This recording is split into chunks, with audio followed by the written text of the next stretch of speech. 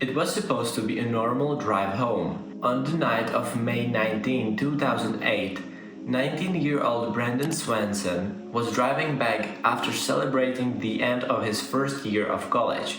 At some point during the drive, he accidentally steered his car into a ditch on a quiet gravel road in rural Minnesota. The crash wasn't serious, Brandon wasn't hurt, and he did what most people would do. He called his parents. He told them he thought he knew where he was and asked if they could come pick him up. His parents immediately got in the car and started driving toward the location Brandon described. But when they arrived, there was no sign of him. Still on the phone with his father, Brandon said he could see lights in the distance. Believing they belonged to his parents' car, he decided to leave his vehicle behind and walk across nearby fields to meet them. It seemed like the quickest way.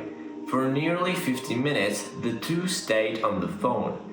Brandon sounded calm. Every so often he described what he was walking through: a gravel road, open fields, fences. His father listened carefully, trying to figure out exactly where his son was. They believed they were getting closer. Then, without warning, Brandon suddenly said one word. "Oh shit." Silence. The call disconnected. His father immediately called him back. The phone rang, but Brandon never answered. He kept trying again and again, hoping his son had simply dropped the phone. There was nothing. The next morning, search teams found Brandon's abandoned car. That's when investigators realized something strange. Brandon hadn't been where he thought he was. In the darkness, he had completely misjudged his location, placing himself miles away from where he had actually crashed. Over the following days, hundreds of volunteers searched the area. Police officers tracking dogs, helicopters, and rescue teams covered fields, rivers, abandoned farmsteads, and drainage ditches. Despite one of the largest searches in the state's history, they found almost nothing. No Brandon, no phone, no backpack, no body. Investigators believe the final words may have been spoken as Brandon unexpectedly stepped into a creek or fell down a steep riverbank hidden by the darkness. But no evidence has ever confirmed that theory. More than 18 years later, Brandon Swanson has never been found. A young man called his parents for help, stayed on the phone with his father for nearly an hour, and then vanished after saying just two words.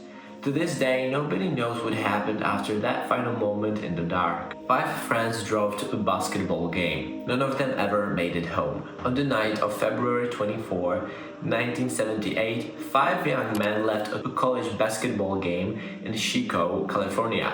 They were excited because the next morning they were supposed to play in their own tournament. Basketball meant everything to them, and there was no reason for them to change their plans. But sometime during the drive home, something happened. Days later, police discovered their car abandoned high in the mountains, more than 70 miles off the route they should have taken. The strange part was that the car wasn't damaged. It wasn't stuck, it still had fuel, and with only a little effort, it could have been driven away. Yet the 5 friends had left it behind. No one knew why. As the days turned into weeks, hundreds of volunteers searched the freezing wilderness. Snow covered the mountains, making survival almost impossible. There was still no sign of the missing man. Then, nearly 4 months later, searchers made a horrifying discovery. Deep in the forest, they found a small trailer used by the U.S. Forest Service. Inside was the body of one of the 5 men, Theodore Weyer. He had died from starvation. What shocked investigators was that the trailer contained enough canned food to keep someone alive for months. There were blankets, warm clothing, matches, and supplies. Most of them had barely been touched. It looked as if help had been just a few steps away. Nearby search teams found the remains of 2 more friends. The bodies of another 2 men were never recovered, although investigators believe they also died in the mountains. To this day, no one knows why the group drove so far into the wilderness that night. Why did they abandon a perfectly usable car? What made them walk into deep snow instead of turning back? And why weren't the supplies inside the trailer fully used? Some people believe the men became lost and panicked.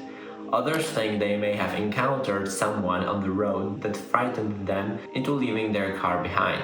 But after nearly 50 years, there's still no evidence proving exactly what happened. The case became known as the Yuba County Five, and it remains one of the most unsettling unsolved mysteries in American history. 3 women went to sleep.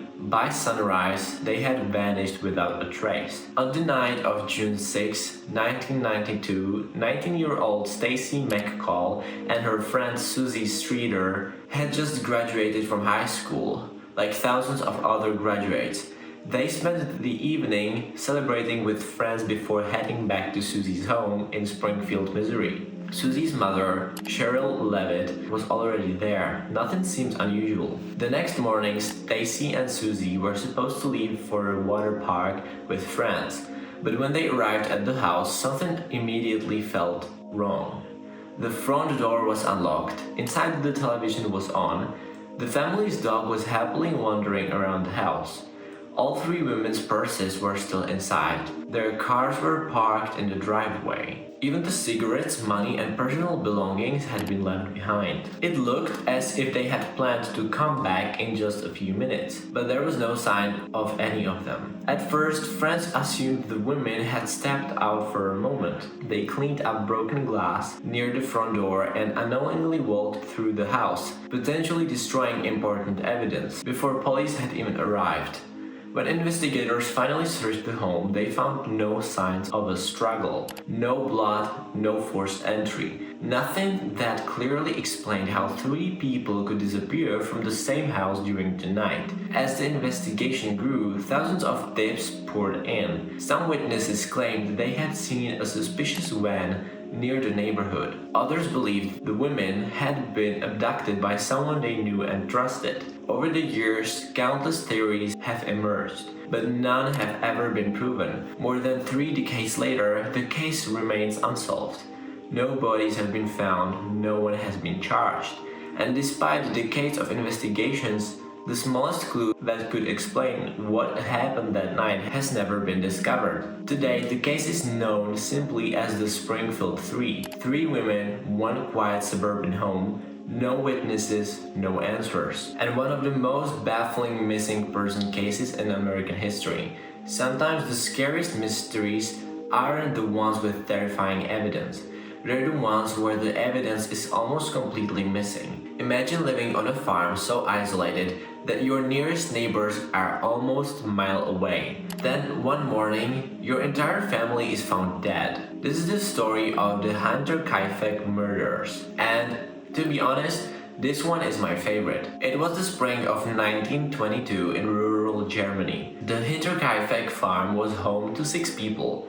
Andreas and Cecilia Gruber, their widowed daughter Victoria, her 2 young children, and the family's new maid. But the days before the murders, something strange began happening. Andreas told neighbors he had discovered footprints in the snow leading from the forest toward the farmhouse.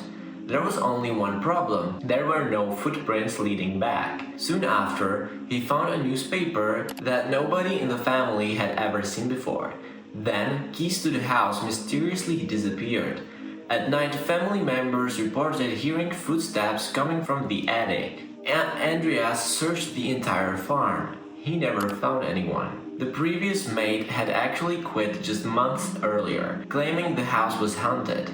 No one believed her. Then, on the evening of March 31st, everything changed. One by one, 4 members of the family were somehow lured into the barn. Well, since we don't know what actually happened, that's just a theory. There, they were brutally murdered with a mattock, a farming tool similar to a pickaxe. The killer then entered the house. Inside, the family's 2-year-old daughter and the new maid were also murdered. For days, nobody realized anything was wrong. Neighbors noticed smoke still coming from the chimney. The cattle had been fed.